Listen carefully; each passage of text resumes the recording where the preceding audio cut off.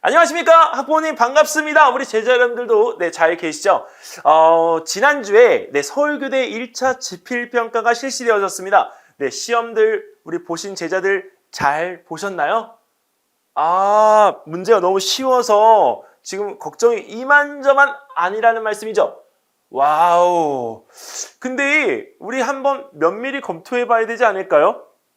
저도 아직 문제를 갖다가 우리가 다 수집해서 복귀한 거는 아니지만 문제에 대한 부분들을 정말 이렇게 잘 놓고 봐야 될 것 같습니다. 왜냐면 주변에 대한 이야기들만 우리가 듣고서 판단할 거는 아니죠. 정말 잘 봤다고 한다면 우리 제자들의 수준이 그만큼 짱인 거니까 인정하고 정말 합격해.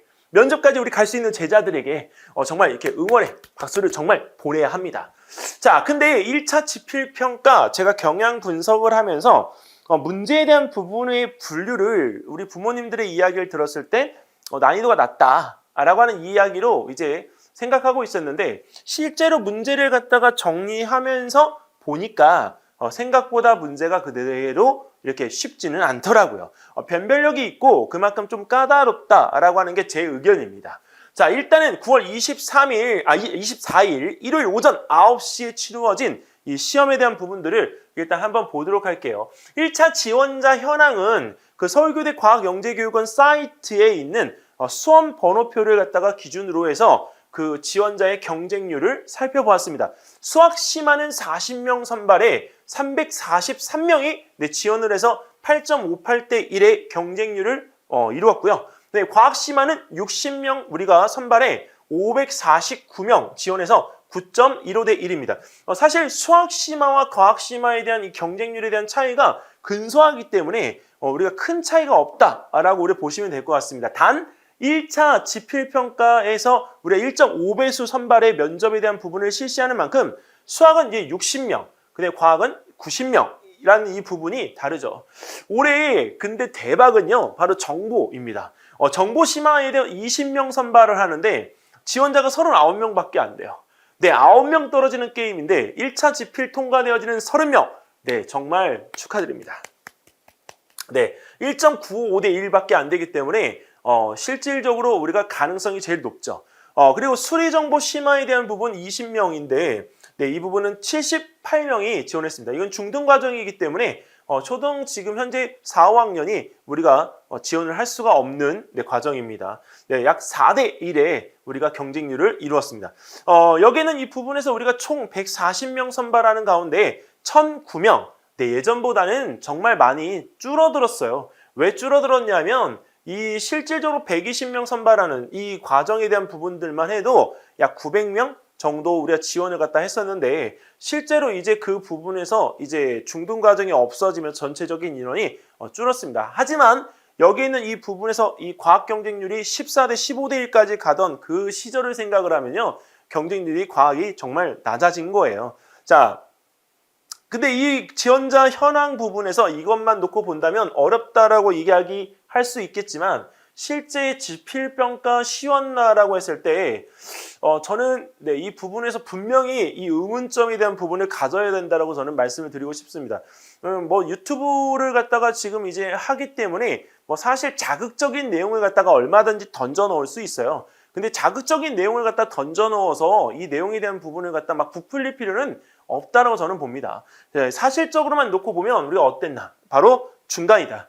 수학은 기존에 있던 학생들이 선행에 대한 이런 부분들이 지금 빠른 상태이기 때문에 사실 선행 정도에 대한 부분을 갖다가 빗대어서 이야기하면 쉬웠다라고 하는 것은 당연한 거고요. 그리고 과학과 코딩에 대한 부분은 각자 천차만별이라고 저는 생각을 합니다. 왜? 수학은 기존에 하던 친구들이 빠르게 달려온 건 사실이지만 코딩을 안 한 친구도 있었고요. 그 다음에 과학을 안 한 친구도 있었거든요. 그래서 그 부분에 대한 중간 난이도에 대한 부분들은 우리가 딱 중간이다.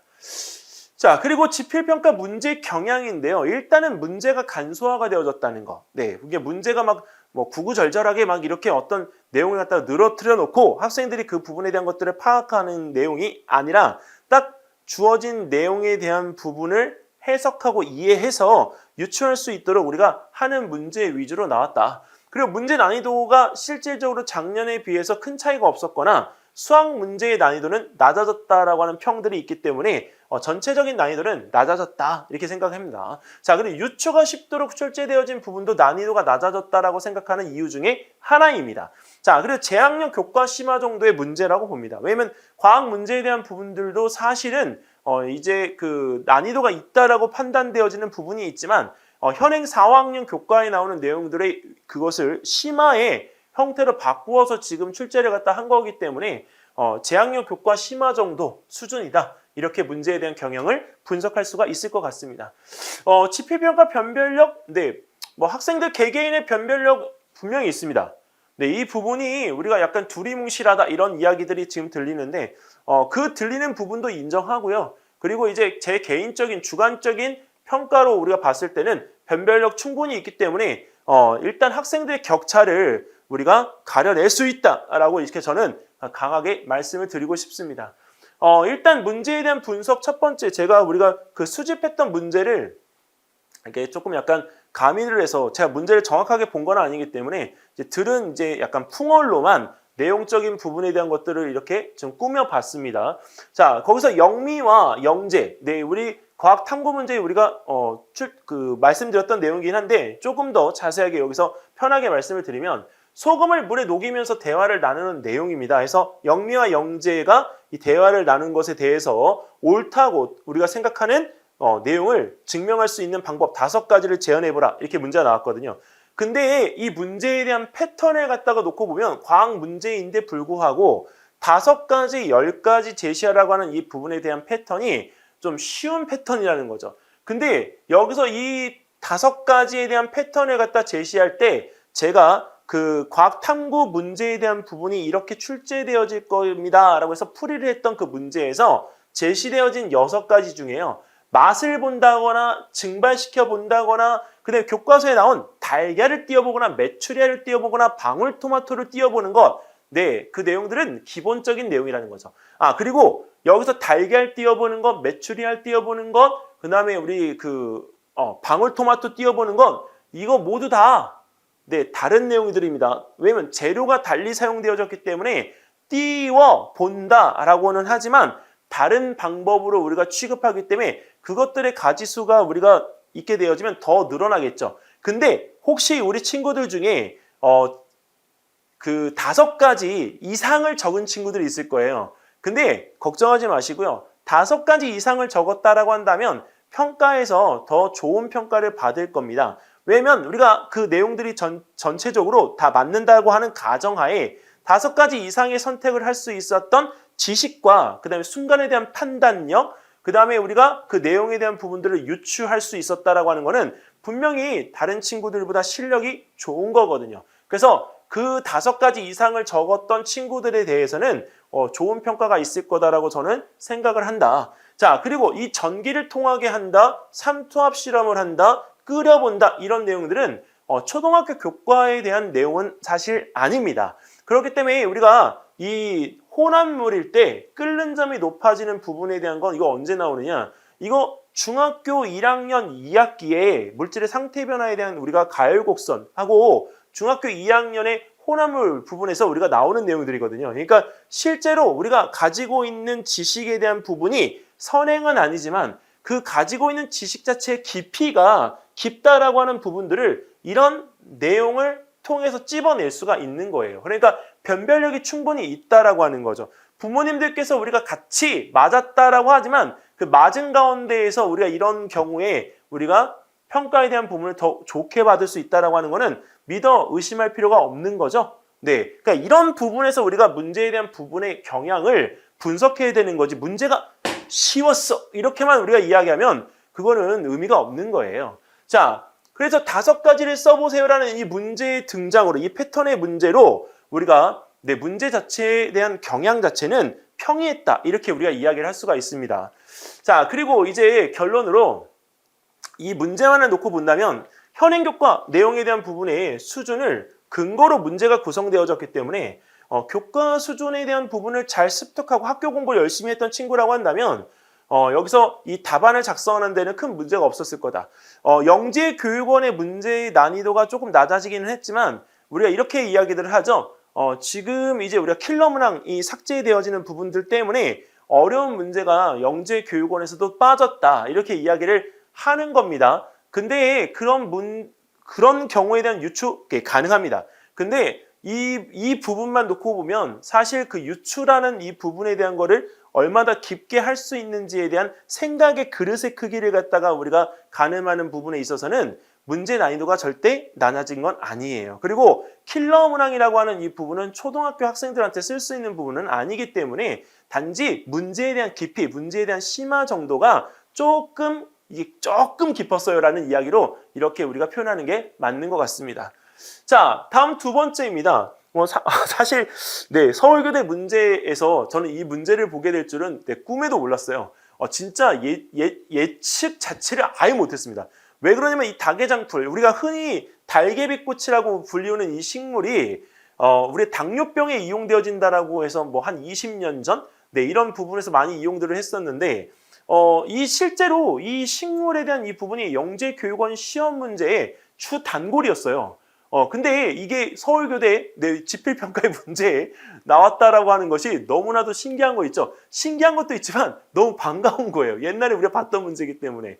자, 그런데 이 닭의 장풀은요, 줄기 마디마다 지금 보시는 것처럼 뿌리가 있습니다. 그래서 아래쪽으로 이렇게 뻗어나가면서 땅에다가 뿌리를 지탱해서 번식할 수 있는 힘이 있어요. 자, 그런데 이 닭의 장풀 모습하고 특징에 대한 부분을 갖다가 보시면서 자, 이 부분에 대한 어떤 문제를 푸는 내용이었는데 이 닭의 장풀, 우리 달개비꽃에 대한 이 부분을 갖다 보시면 여기에는 이 노란색의 꽃과 같은 이 모양은요, 수술입니다. 근데 가짜 수술이에요. 꽃가루가 없어요.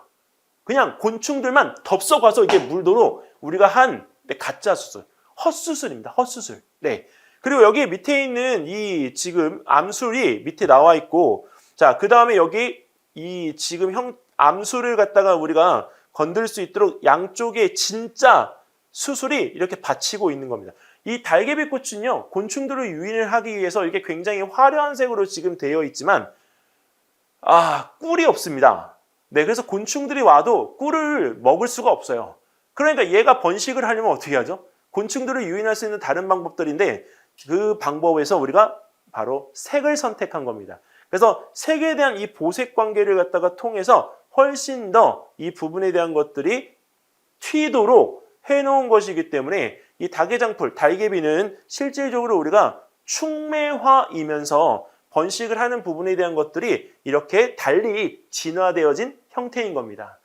자, 일단 이 특징은 복기가 제대로 안 돼서 일단 제가 가지고 특징에 대한 부분들을 이렇게 좀 적어 넣었습니다. 자, 일단 닭의 장풀은 꽃잎은 2개는 크고 청색인데 비해 다른 1개는 작고 흰색이다. 자, 6개의 수술 중에서 완전한 수술은 2개이고 길며 꽃가루가 묻어 있습니다. 자, 그 다음에 다른 4개는 헛수술입니다. 자, 그리고 꽃에는 꿀이 없습니다. 자, 꽃덮개의 모양이 꼭 닭의 벼슬 닮았다고 우리 붙여진 이름입니다. 자, 이렇게 지금 그냥 특징을 적어 넣었어요. 자, 문제가 어떻게 나왔냐면 닭의 장풀의 생김새와 특징을 참고해서 번식 방법을 유추해 보세요입니다.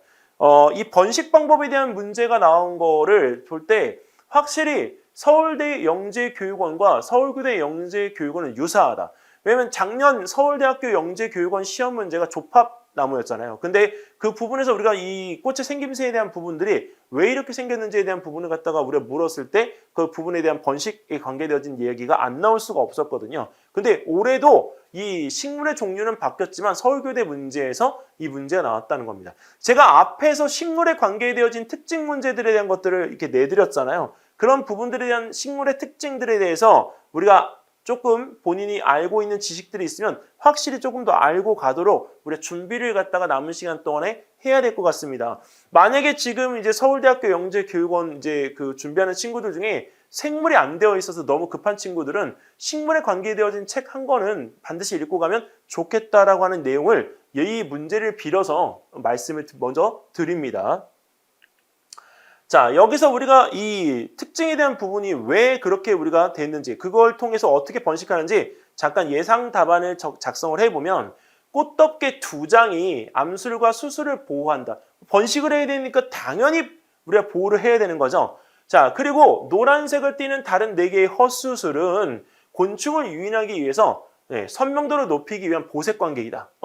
자, 그 다음에 옅은 흰색은 다른 푸른 꽃잎을 더 돋보여서 곤충을 유인하게. 쉽게 말하면 우리가 요새 말로 하면 이 달개비꽃은 관종인 거예요. 네. 그러니까 주목을 받아야만 본인이 번식할 수가 있기 때문에 실질적으로 이 달개비꽃의 특징이 만약에 없다면 이 꽃은 멸종할 수밖에 없습니다. 자, 아까 지금 달개비꽃에 대한 이 문제를 갖다가 풀다가 갑자기 또 이 문제가 나왔는데 과학 문제에 대한 부분들은 어느 정도 지금 이제 복귀가 됐어요. 네, 근데 이 지금 문제에서 저는 이 문제를 갖다 내놓은 게 좀 시대적으로 약간 트렌드한 문제다 이렇게 우리가 판단을 했습니다. 왜냐면 지금 이제 최근에 들어서 올해 이제 지진들이 많이 발생을 하고 있잖아요. 그리고 이제 어디더라? 울릉도가 최근에 알고 계시죠? 울릉도에서 산사태가 나가지고요 해안도로 전체를 다 덮어버렸습니다. 그러니까 그런 부분에 있어가지고 지진인가 아니면 울릉도의 그 옆에 테두리를 갖다가 우리가 확장하고 있는 그 공사 때문인지 그건 우리가 알 수가 없지만 어쨌든 간에 지진이라고 하는 부분은 우리 자연재해에서 우리 언제든지 주변에서 일어날 수 있는 재해이기 때문에 우리가 경각심을 안 가질 수가 없습니다. 자, 근데 그런 지진에 대한 부분을 갖다가 견디기 위한 구조물을 만들고 거기 설치한 추에 대한 부분을 우리가 제시를 해서 그 조건에 만족할 만한 결과를 뽑아낼 수 있는지를 갖다 물어보는 문제거든요. 자, 스타이로폼 공과 이쑤시개를 꽂아서 건물을 만든 후 건물 꼭대기에 추를 갖다가 놓습니다. 자, 그리고 그 흔들면 그 추가 우리가 있을 때와 없을 때 어느 쪽이 더 흔들릴까요를 갖다 묻는 문제죠. 자, 그리고 흔들리지 않게 하는 방법 5가지를 쓰시오. 자, 흔들리지 않게끔 한다. 이거 뭐예요? 내진 설계, 재진 설계, 그렇죠? 면진 설계. 지진을 갖다가 발생시켰을 때 지진에 대한 완충 효과를 줄 수 있는 방법적인 부분들에 대한 거를 우리가 여기서 써놓으라는 겁니다. 그러니까 재진, 면진, 우리가 그렇죠?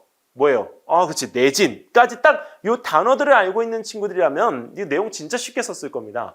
일단 내구성, 건물의 내구성이 완전히 좋아야 돼요. 그러니까 이쑤시개를 갖다가 우리가 이용해서 이렇게 꽂아 넣었을 때 이쑤시개에 대한 부분들이 어때요? 튼튼해야 되죠. 스티로폼 공이라고 우리가 하는데 우리가 살짝 꽂아 넣었다라고 한다면 안 돼요. 이 이쑤시개는 건물의 철골 구조입니다. 그러니까 이쑤시개를 갖다가 박아 넣을 때 이 개수를 2개만 박아 넣는 게 아니라 여러 개를 갖다 넣어서요. 실제로 건물이 우리가 단단하게 서 있을 수 있도록 해줘야 되는 거죠. 두 번째, 자 여기에다가 우리가 사이에다가 뭘 넣는다? 용수철을 갖다 설치할 수 있으면 면진 구조로 해서 이 흔들려도 제자리에서 우리가 그대로 있을 수 있도록 우리가 해주는 거. 그 다음에 여기서 이 부분에 대한 것들이 이 모양 형태나 이런 것들이 부서질 수 있는 거를 바로 재진 구조로 해서 잡아줄 수 있는 어떤 모양 형태를 Y자의 형태를 우리가 구성을 하게 되면 이게 실질적으로 그 진동에 대해서 견딜 수가 있습니다. 그리고 이 추를 갖다가 우리가 여기에 있는 이 부분의 맨 위에다가 놓지만 이 안쪽에다가 이 추를 갖다가 걸 수 있도록 해주면요. 중간에 있는 이 추가 중심을 잡는 데 탁월한 효과를 갖다가 발휘해 줍니다. 그래서 이 추에 대한 무게, 질량을 갖다가 우리가 적정하게 늘려주는 것도 하나의 방법이 될 수 있습니다. 자, 이런 문제의 류가 나왔다고 하더라고요. 자, 어떻게 생각하셨던 답안과 유사한가요? 네, 이것들에 대한 답이 이제 서로 각자가 다를 수가 있지만 그 부분에서 지금은 이제 1차 지필평가가 끝나 있는 상태이기 때문에 일단 면접 때까지 기다려 주시고 집에서 그 면접에 대한 훈련들을 영재현TV 작년 이제 면접 준비 문제나 이런 것들을 통해서 준비를 해주시기 바라겠습니다. 그리고 이제 수학과 코딩 문제에 대한 부분들은 복귀 후에 나중에 그 문제들에 대한 부분들을 다시 한번 공유를 드리도록 할게요. 지금 대학부설 영재교육원 면접일이 서로 달라요. 작년 같은 경우에는 우리가 동일했었는데 서울대학교 11월 5일, 서울교대 11월 5일입니다. 하지만 연대는 10월 28일이고요. 성균관대는 10월 29일입니다. 그러니까 지원한 영재교육원의 1차 평가가 이제 발표가 되고 나서 2차 준비하실 때는 날짜 잊어먹지 마시고 꼭 챙기시고 면접은 2군데 한꺼번에 갈 수가 없어요. 꼭 한 군데만 지원이 가능하기 때문에 면접 양쪽으로 날짜가 다르다고 해서 양쪽으로 지원하시면 나중에 지원해놓고 양쪽 다 탈락됩니다. 입학 자체에 대한 불허가 되기 때문에 꼭 한 곳만 선택하십시오. 자, 대치 MSG 영재교육학원의 면접 대비 프로그램 블로그에 올라가 있으니까 이 부분에서 시간 선택하셔서 연락 주시면 좋을 것 같고요. 면접 대비반은 1대1 운영을 원칙으로 합니다. 이유는 이제 1차 지필평가들 보셔서 아시겠지만 이제 면접이 중요해졌다라고 하는 건 누구나 다 공감하시는 부분들이기 때문에 면접에 대한 부분을 확실하게 준비하기 위해서 대치 MSG 영재교육의 선택 절대 후회 안 하실 겁니다. 자, 그리고 수업 시간이 안 맞아서 수강 신청을 못 하시는 경우에는 연락을 주시면 그 부분에 대한 부분 참고해서 수강하실 수 있도록 시간을 또 잡아드리겠습니다. 자, 그리고 성균관대학교 영재교육원은 지금 서울대학교와 서울교대, 연대하고는 좀 다르게 이제 다면평가 부분이 있습니다. 근데 사실 이 다면평가에 대한 부분은 이제 작년에 성균관대 이제 준비시켜보고 인천대학교 준비시켜보면서 기존의 영재원과는 좀 약간 다른 형태의 문제라고 하는 부분을 저희가 감지를 했죠. 그리고 실질적으로 작년에는 이 다면평가 부분에서는 아주 좋은 결과들을 갖다가 만들었었기 때문에 사실 이 올해 준비하는 데 있어서는 사실 자신감이 있는 건 사실이에요. 근데 이 다면평가에 대한 부분에 대해서 만약에 1차, 2차 못 듣는다라고 하시면 마지막 3회차, 4회차라도 꼭 수강을 하셨으면 좋겠습니다. 이유는 다면평가가 어려운 이유, 수학과 과학에 관계되어진 내용이 아니기 때문에 조금 더 당황할 수 있는 부분들이 있습니다. 그래서 면접까지 한꺼번에 싹 다 우리가 준비하시고 에세이 반드시 준비해야 되기 때문에 에세이 쓰는 방법이나 이런 것들이 학생들에게 필요하다는 거 꼭 인지하셨으면 좋겠습니다. 자, 마지막까지 최선을 다해서 올해 노력한 만큼 결실 꼭 거두시기 바라면서 저는 여기서 인사드리겠습니다. 감사합니다.